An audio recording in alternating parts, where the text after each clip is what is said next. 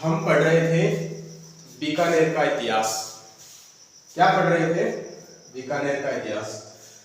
बीकानेर के इतिहास में राव बीका, मैंने पहला शासक बताया था राव बीका, दूसरा लूणकरण, तीसरा राव जेतसिंह, चौथा कल्याणमल और पांचवा राय सिंह। राव बीका के बारे में मैंने बताया था कि बीका ने बीकानेर की स्थापना की, जो कि जोधपुर के मारवाड़ जोधा का पुत्र था। दूसरा लूणकरण, मैंने बताया आपको लूणकरण थे शासक, वो कलयुग के कर्ण के नाम से जाने जाते थे। बिट्टू सुजा एक इतिहासकार हुए, उन्होंने बताया कि लूणकरण को कलयुग का कर्ण कहा। अगला शासक राव जेतसिंह मैंने बताया था कि मुगल बादशाह हुमायूं के भाई कामरान को राप्ती घाटी के युद्ध में हरा दिया था। राप्ती घाटी के युद्ध में उसकी मृत्यु हो जाती है, किसकी? कामरान की। राव जेतसिंह ने हराया था, बीकानेर का शासक था। अगला राव कल्याणमल मैंने बताया था आपको कि 1570 का एक नागौर दरबार लगा था अकबर के समय। 1570 ईस्वी में कल्याणमल पहला शासक था जिसने मुगलों की अधीनता स्वीकार की। अपने दो पुत्रों को साथ में लेकर गया था, एक राय सिंह, दूसरा पृथ्वीराज राठौड़। राय सिंह और पृथ्वीराज राठौड़ अकबर के दरबार में रहे थे, एक बहुत अच्छे राइटर थे पृथ्वीराज राठौड़। और राय सिंह ने जूनागढ़, जो अपने राप्ती घाटी का किला है, जूनागढ़ किले का निर्माण करवाया। मैंने आपको बताया था कि राय सिंह ने जूनागढ़ के किले का निर्माण करवाया। अब अगला शासक है दलपत सिंह। इसकी कोई खास बात है नहीं, खास चीज नहीं है, लेकिन लिख देता हूं।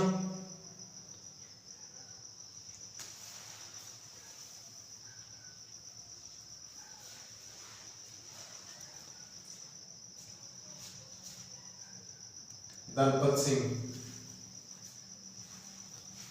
ये अपने पिता का विद्रोही पुत्र था। पहली चीज लिखो, विद्रोही पुत्र। और इसके दलपत सिंह व इनकी पत्नियों के स्मारक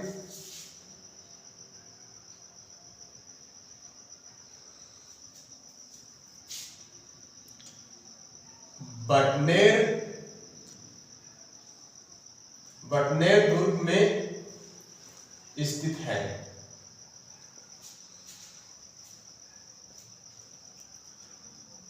दलपत सिंह अपने पिता का विद्रोही पुत्र था। इनके इसकी 6 पत्नियां बताते हैं। इनकी पत्नियों के स्मारक बटनेर, जो कि अपने हनुमानगढ़ में एक दुर्ग है, बटनेर दुर्ग के अंदर इनकी पत्नियों के स्मारक स्थित है। एक अगला है सूरसिंह। अगला शासक है सूरसिंह।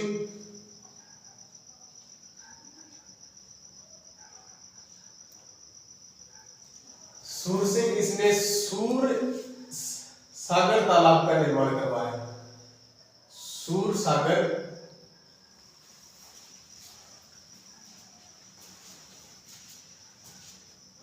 तालाब का निर्माण, ये बीकानेर में है।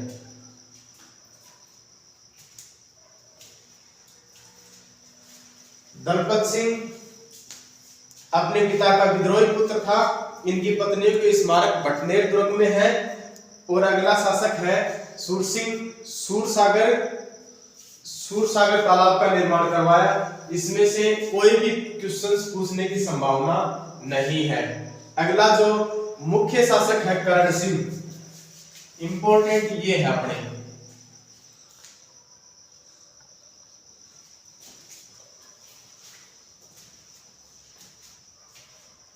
इसका शासनकाल है 1631 से 69 ईस्वी।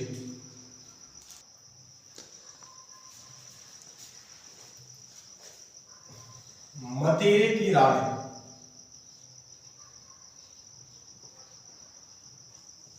राड़ अपने देसी भाषा में लड़ाई को बोलते हैं। 1644 ईस्वी। एक रियासत थी नागौर, दूसरी थी बीकानेर।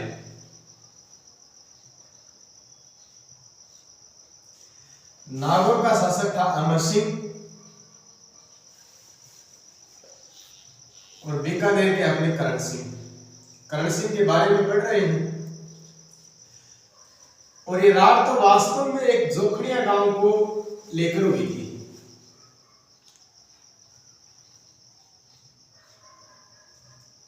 जोखड़िया गांव, इस जोखड़िया गांव में कहीं यहां मतीरा लगा था और वो बॉर्डर क्रॉस, सीमा क्रॉस करके यहां एक नागौर की तरफ सीलवा गांव पड़ता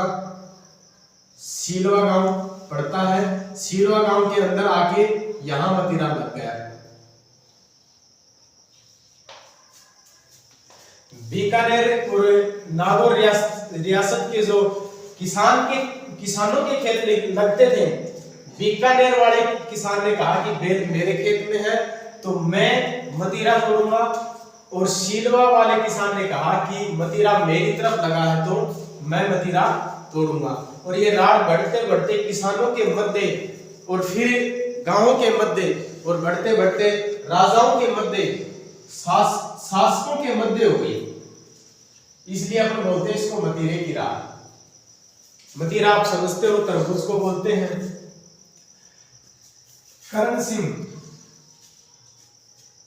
करण सिंह इसकी एक उपाधि थी। बीकानेर का एक लोगो है, उपाधि जय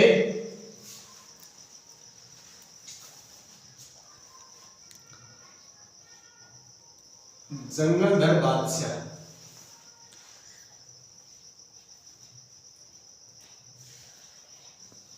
ये थोड़ी सी ध्यान में रखना, मैंने स्टार लगा दिया। जय जंगलधर बादशाह। इससे आगे वाले जो भी शासक थे इस उपाधि का फॉलो किया, और ये बीकानेर का लोगो है।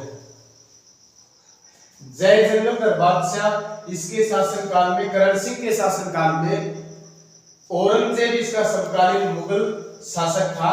उसने एक अटक नदी है, अटक नदी वो क्रॉस करवाना चाहता था करण सिंह और इसकी सेना से। अटक नदी क्रॉस करते ही, पार करते ही इनको ये मुस्लिम में कन्वर्ट हो जाएंगे। औरंगजेब ये चाहता था। कौन? औरंगजेब। लेकिन करण सिंह जो था, अटक जो नदी है ना वो पाकिस्तान में पड़ती है, तो इसमें करण सिंह ने पहले, औरंगजेब की सेना थी उसको अटक नदी क्रॉस करवाई, और बाद में पीछे से जो नावें लेके आ रहे थे करण सिंह ने उनकी नावें तोड़ दी, नावें तोड़ दी। तो करण सिंह के जो सैनिक थे उन्होंने नारा लगाया कि बादशाह की जय हो। जंगलधर, मैंने पहले भी बताया था आपको कि बीकानेर को राती घाटी और जंगल प्रदेश कहा जाता है। उन्होंने नारे लगाए जय जंगलधर बादशाह, इसीलिए इसकी उपाधि है जय जंगलधर बादशाह। और ये बात, ये जानकारी अपने को एक चिंतामणि भट्ट है, उसकी पुस्तक सुख सप्तति से मिलती है जानकारी।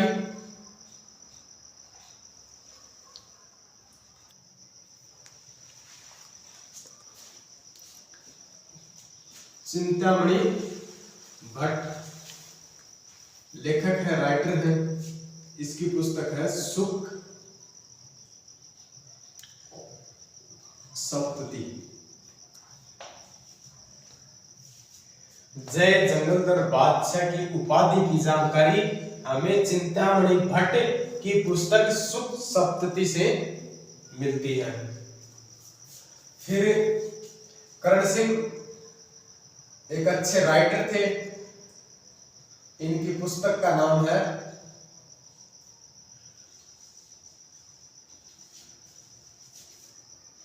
कल्पद्रुम।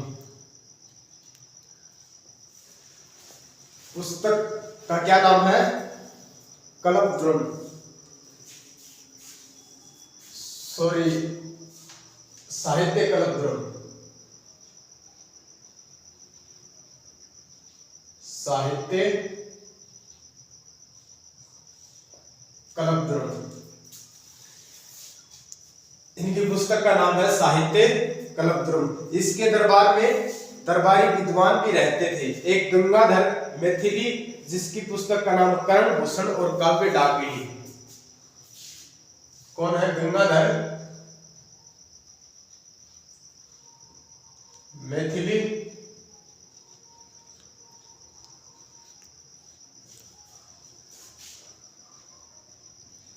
कर्ण भूषण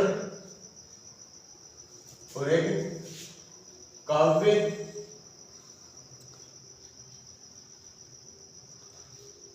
डाकिनी। दो पुस्तक इसकी हो गई।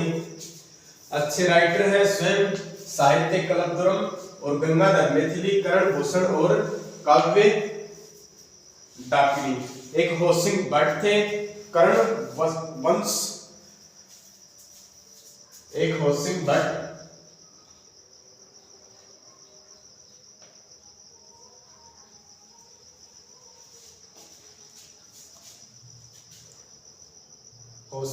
थे कर्ण वंश।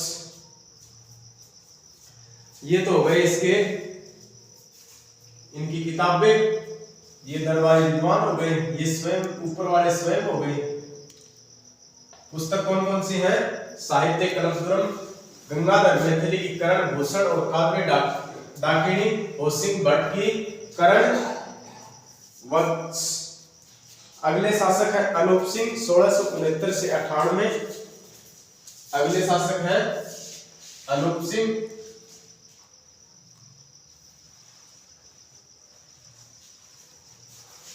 1669 से 1698।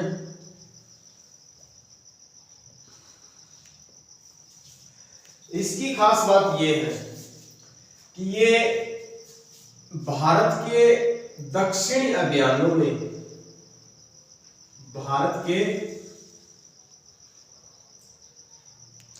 दक्षिणी अभियानों में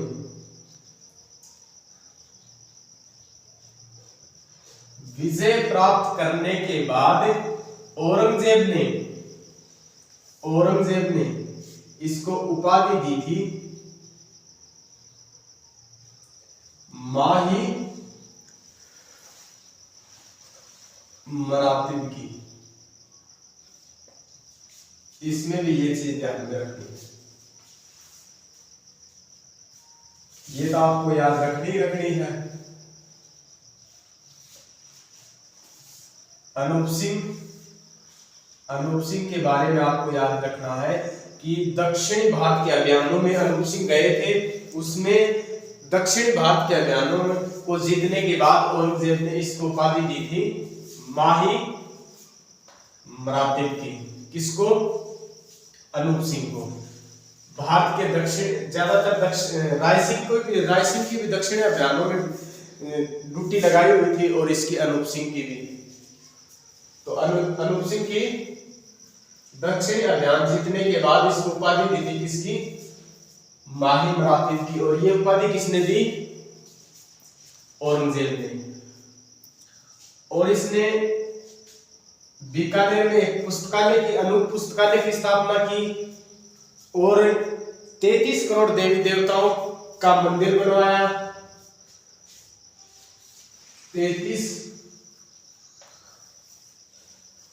करोड़ देवी देवताओं का मंदिर बनवाया। 33 करोड़ देवी देवताओं के मंदिर में खास चीज ये है कि इसमें एक हेरंब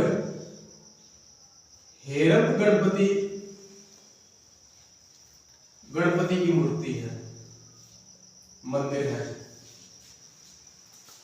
हेरंब का मतलब होता शेर। ये गणपति, इसकी जो सवारी है वो सूहे पर है, लेकिन इस मंदिर में इसकी जो सवारी है वो शेर के ऊपर है, इसलिए इसको बोलते हैं हेरंब गणपति का मंदिर। ये भी थोड़ा सा ध्यान में रख लेना। 33 करोड़ देवी देवताओं का मंदिर का निर्माण और एक 33 करोड़ देवी देवताओं की सार भी है। 33 करोड़ देवी देवताओं की सार। ये है मंडोर अपने जोधपुर में, ये थोड़ा सा ध्यान में रख लेना। 33 करोड़ देवी देवताओं का मंदिर, और इसमें खास चीज ये है कि हेरंब गणपति की जो मूर्ति है वो एक शेर के ऊपर सवार है। और एक चीज इन्होंने अनूप पुस्तकालय का निर्माण करवाया। किसका निर्माण? अनूप पुस्तकालय का निर्माण बीकानेर में है।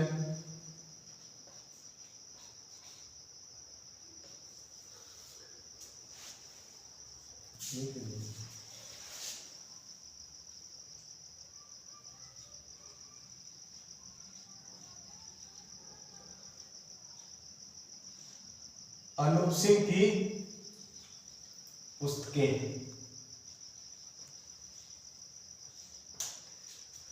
अनूप सिंह की पुस्तकें। अनूप विवेक, काम प्रबोध, श्राद्ध प्रयोग चिंतामणि। अनूप विवेक, काम प्रबोध। अनूप विवेक,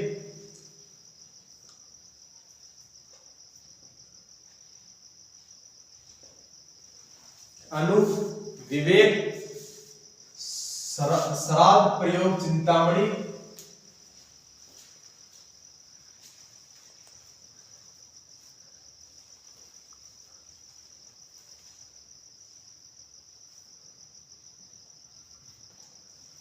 अनूप विवेक, श्राद्ध प्रयोग चिंतामणि। काम प्रबोध, अनुपोदय। काम प्रबोध,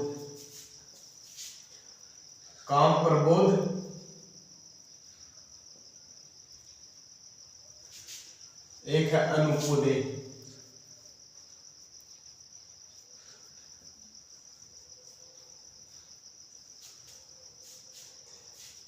ये पुस्तक है, ये थोड़ी सी ध्यान में रखना। ये गीत गोविंद पर टिका है। गीत गोविंद पर टिका है। टिका एक बड़ी पुस्तक का छोटा रूप होता है। गीत गोविंद पर टिका है। जयदेव एक राइटर हुए हैं, उन्होंने पुस्तक लिखी थी गीत गोविंद, इस पर टिका है। अनुपोदय छोटा रूप है।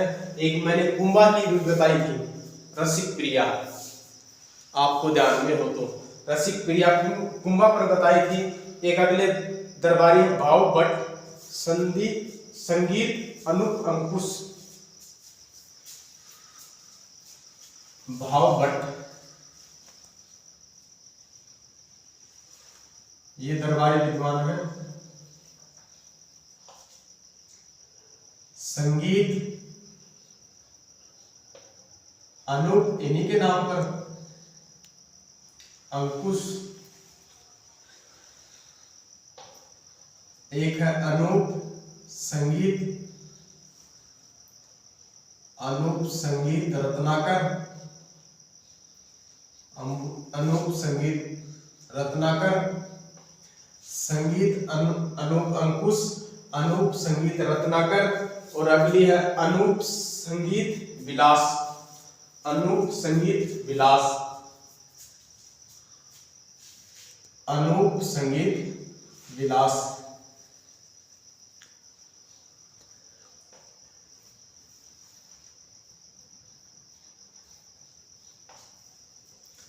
इसमें आपको एक तो ये याद रखनी है और ये पक्की मैंने पहले ही स्टार लगा दिया इसके।